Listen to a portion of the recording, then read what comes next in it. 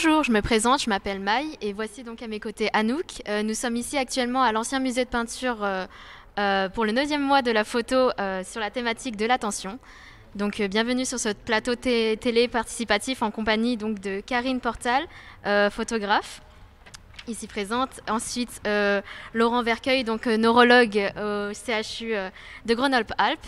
Puis Benoît Caponi, photographe et fondateur du studio Spiral. Bonjour Karine. Pour commencer, pourquoi s'intéresser à l'île de Rail? Donc l'île de Rail, c'est une zone dans le cerveau qui a été trouvée par Johann Christian Rail fin 19e, il me semble. Et il a été décidé, quand cette zone a été découverte, que c'était le siège de la conscience. Alors la particularité, c'est que c'est un repli à l'intérieur du cerveau qui fait comme une petite île, d'où le surnom de cette zone qui s'appelle donc l'île de Rail. Voilà, et donc ma démarche artistique, moi ça m'intéresse beaucoup de faire des ponts entre le monde scientifique et la poésie qui peut se dégager des recherches scientifiques et de son histoire. Transposé à la photographie et à l'univers poétique qui peut se dégager d'une démarche et d'un projet photographique. D'accord. Et comment représenter quelque chose qu'on ne peut pas voir et pourquoi ces photographies? Alors il faut savoir que dans les photographies que je propose, il y a des photographies qui sont de l'ordre de l'abstraction, ou certaines photos qui représentent quelque chose mais qui n'est pas forcément perceptible et qui est sujet à l'interprétation.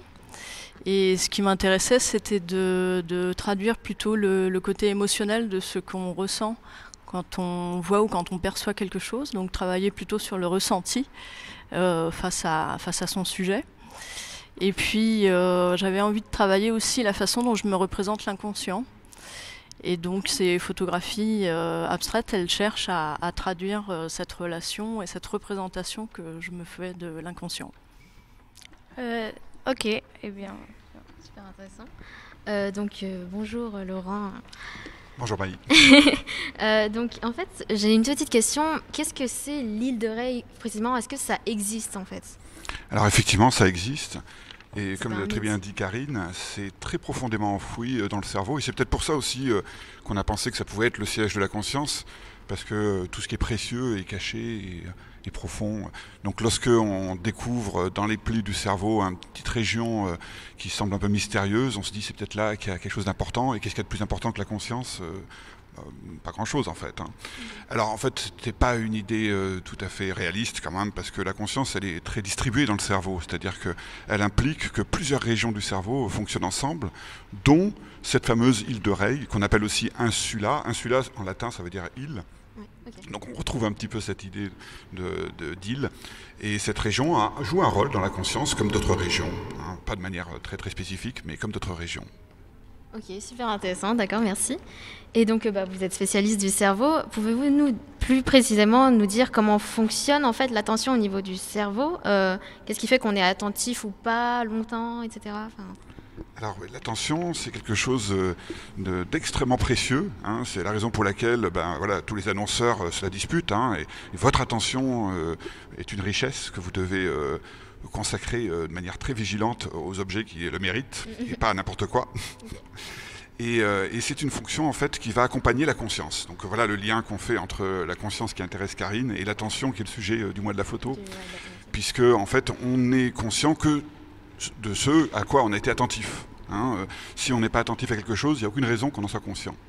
Donc il y a un lien assez étroit. Dans le cerveau, on voit que ce sont des réseaux. Alors il y a beaucoup de réseaux, je l'ai dit tout à l'heure, c'est plusieurs régions qui travaillent ensemble, qui constituent en fait le mécanisme de la conscience. C'est pas une seule région qui est responsable de toute la conscience, mais ce fonctionnement en réseau va expliquer que par moment, certaines informations qui proviennent au cerveau, parce que notre cerveau est bombardé d'informations, certaines informations vont être capturées par l'attention et devenir conscientes.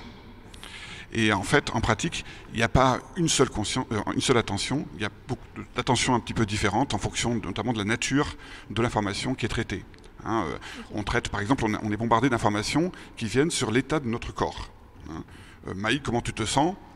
Et bien là, tu vas utiliser ton insula et tu vas dire comment je me sens. Et tu vas essayer de percevoir dans ton corps un état qui va devenir conscient et qui va dire, bah là je me sens très bien, je suis parfaitement en forme. Complètement. Et ça, c'est grâce à ton attention et grâce à ton insula, à l'île de Rayl, qui est l'endroit où vont converger toutes les informations qui viennent de ton corps, que tu vas te dire, bah là je me sens bien. Ou pas bien, je sais pas. D'accord, non, si c'est très bien. Mais d'accord, c'est une information qui va en fait au cerveau et qui nous donne cette image, quoi. Parmi toutes les informations qu'on a, qui sont extrêmement nombreuses, parce qu'on a une vie qui est extrêmement complexe, hein, et on traite des informations extrêmement complexes, certaines seulement vont être conscientes. Et celles-là ont été piochées par l'attention, et elles vont avoir cette connotation qui fait que je réalise que Maï a l'air bien. Ok, d'accord, merci bien. Super intéressant. Et pour finir, bonjour Benoît. Est-ce que vous pouvez nous présenter un peu le studio Spiral et la spécificité de ce lieu? Alors, le studio Spiral, c'est un lieu qui vit autour de la photographie, qui est dans le centre-ville de Grenoble, pas très loin de la place Notre-Dame, et qui est un lieu qui a une habitude de travail aussi avec la Maison de l'Image, et notamment au moment du mois de la photo, on met toujours en place quelque chose de commun. Voilà, donc c'est un lieu tout simplement où tout au long de l'année on peut voir des expositions, on peut aussi apprendre à faire de la photographie, notamment argentique. Et pour cette édition du mois de la photo, le jury du mois de la photo s'était beaucoup intéressé au travail de Karine, et moi aussi. Donc voilà, on s'est mis d'accord pour accueillir cette exposition dans ces locaux. Et puis c'est une forme artistique qui fait partie des choses que j'apprécie beaucoup et qu'on voit souvent au studio. C'est un travail... Karine parlait tout à l'heure pour moi il y a une forme de distance au sujet. Comment est-ce qu'on représente quelque chose de non représentable, et comment est-ce qu'on va chercher dans la photographie et dans le réel la matière à parler d'eux. Et le travail de Karine qu'on pourra voir pendant tout le mois de la photo, c'est un travail très très sensible qui fonctionne très bien de ce point de vue-là.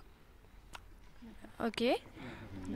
On peut souligner ce qu'a dit Bernard à propos du travail de Karine, que dans ces connexions un petit peu entre l'art et la science, hein, la photographie de Karine, puisqu'on connaît du cerveau, il y a toujours cette idée de recherche, hein, d'exploration, et éventuellement de découverte, si on a de la chance, si on est content, tout d'un coup on tombe sur un truc. Ça, c'est à la fois la recherche scientifique, hein, où on avance à la recherche de nouvelles perspectives, de nouvelles découvertes, et l'art, quand il vient ici se frotter comme ça à des idées, des intuitions, des conceptions, et qui va mettre à l'épreuve et va essayer d'avancer là-dessus, et de tomber sur des pépites qui d'un coup font dire, ça y est, j'ai trouvé quelque chose. D'accord, ok.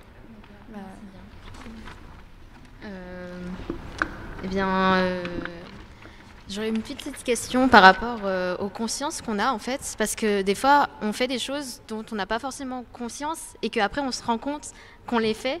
Et en fait, c'est quel phénomène exactement qui se passe dans le cerveau à ce moment-là? Eh bien, c'est justement trait à l'attention dont je parlais, hein, le fait que notre attention, elle n'est pas infinie.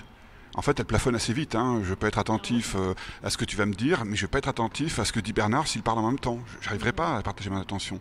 Donc, on a des disponibilités, des ressources en fait, hein, attentionnelles, comme un petit stock d'énergie qu'on va distribuer en fonction des besoins.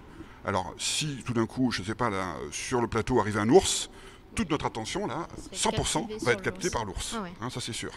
Si elle n'est pas captée de l'extérieur, c'est moi qui vais la diriger. Hein, et en fait, c'est essentiellement la motivation, la curiosité, qui fait que je vais être motivé pour être attentif à ça. Mais une fois que j'ai capturé mon attention et que je l'ai dirigé sur un objet, par exemple, je lis un bouquin et je suis captivé par le bouquin, tout le reste va passer en dessous des radars. Mon attention sera plus tout disponible pour tout le reste. Donc je peux être tout à fait inattentif au fait que, par exemple, vous avez tous quitté le plateau, vous êtes partis déjà depuis 2 heures et moi je continue à lire mon bouquin. Ah oui. Ah. Ok, je vois. D'accord, super intéressant. Puis voilà. Merci pour cet échange. Donc, ces échanges super enrichissants donc.